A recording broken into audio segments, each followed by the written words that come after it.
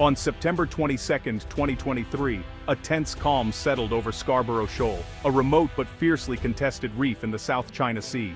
Filipino fishermen, who had set out before dawn, found their way suddenly and unexpectedly blocked. A 300-meter floating barrier, guarded by imposing Chinese Coast Guard vessels, sealed off the lagoon, an unmistakable show of force and intent. The message was clear. This was now China's domain, and any challenge would be met with resistance. Filipino fishermen, long reliant on these rich fishing grounds, watched helplessly as their livelihoods slipped further out of reach. The barrier was more than a physical obstacle.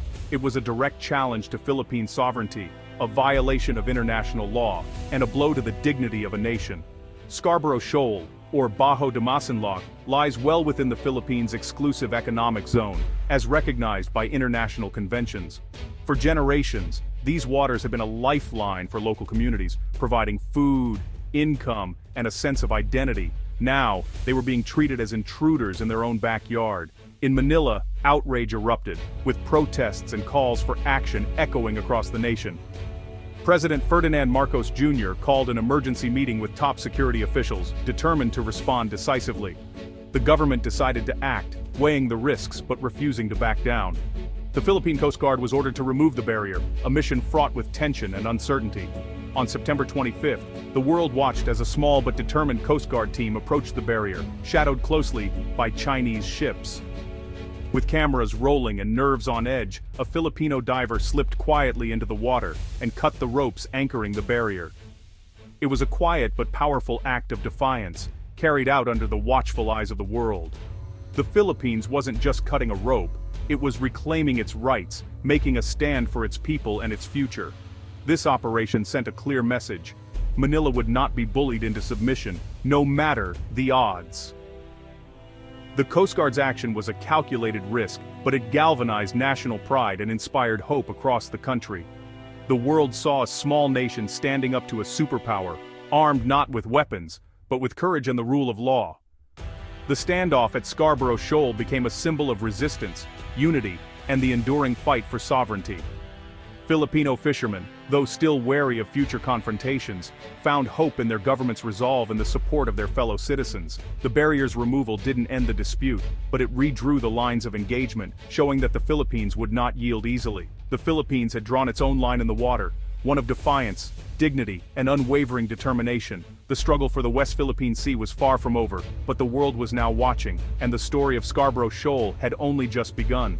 China's claim to the South China Sea is anchored in its so-called historical rights, visualized by the sweeping 9-dash line. Beijing insists its presence in these waters dates back millennia, citing ancient maps and records as proof. This narrative underpins China's policy, justifying artificial islands, Coast Guard patrols, and barriers as legitimate exercises of sovereignty.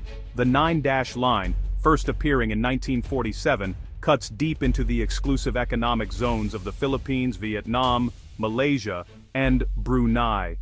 China's claim has fueled regional friction and justified a massive maritime buildup, including militarized islands.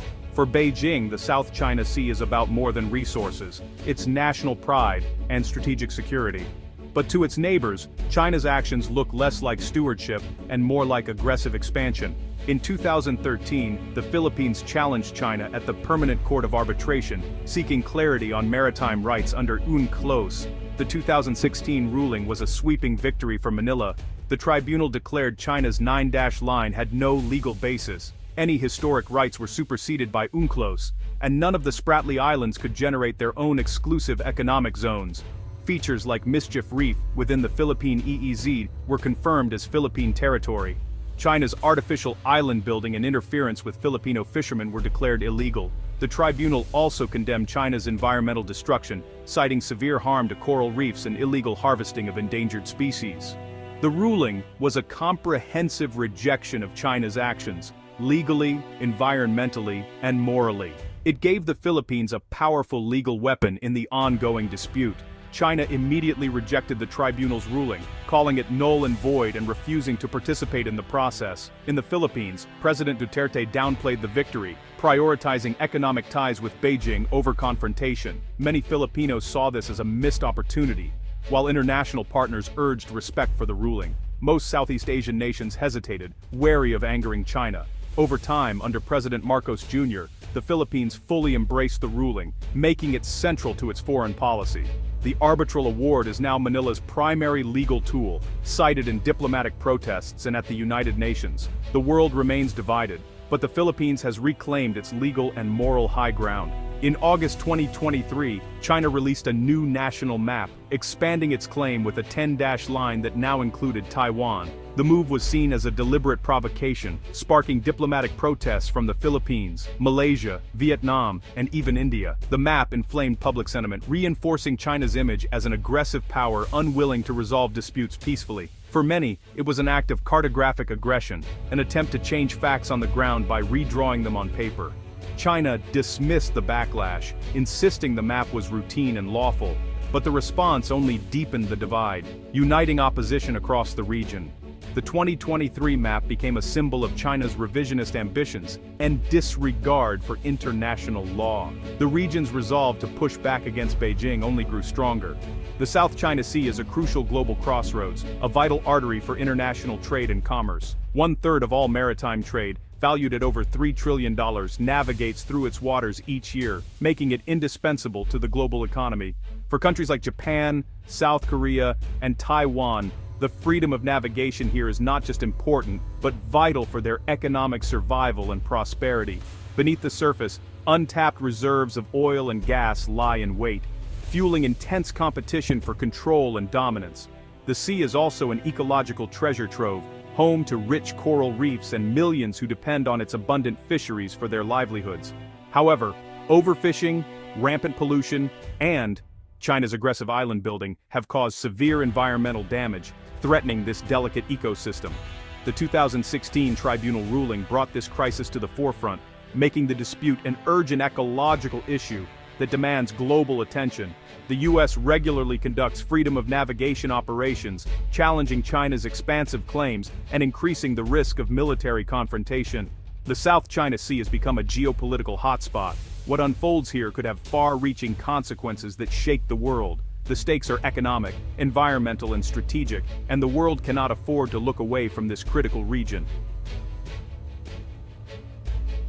On the water, the dispute turns dangerous, as tensions between the Philippines and China escalate in the contested South China Sea. Chinese and Filipino vessels now clash with increasing frequency and aggression, their confrontations growing more intense with each other.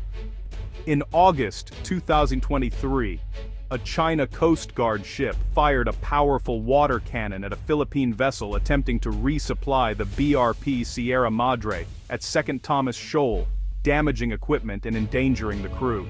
Earlier that year, a Chinese ship aimed a military-grade laser at a Filipino crew, temporarily blinding several sailors and causing confusion on deck. These incidents are part of China's gray zone strategy, using Coast Guard and militia ships to intimidate, harass, and pressure opponents without triggering outright war.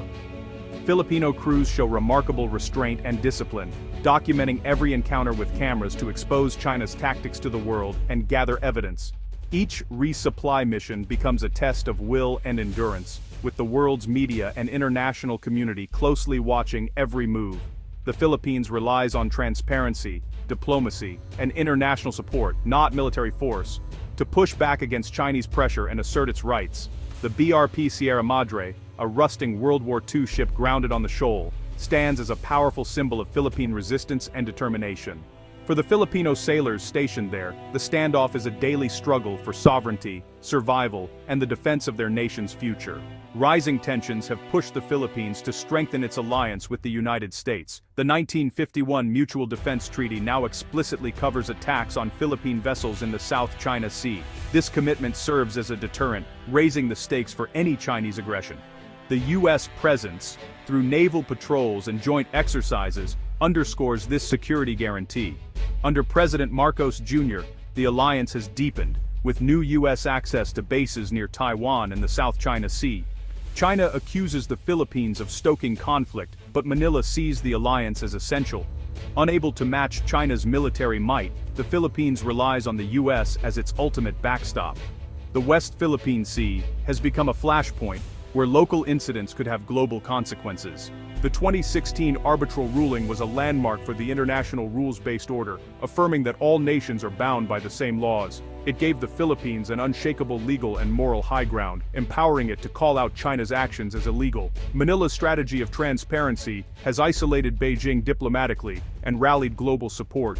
The environmental stakes remain high, with ongoing damage to vital marine ecosystems. The ruling reframes the dispute as a fight to protect a shared global heritage, not just a territorial squabble. Filipino sailors and Coast Guard crews are now on the front lines of this struggle. Their stand is a reminder that the rule of law is the world's best defense against might makes right. The ruling is more than a piece of paper, it's a shield, and the Philippines is showing the world how to use it.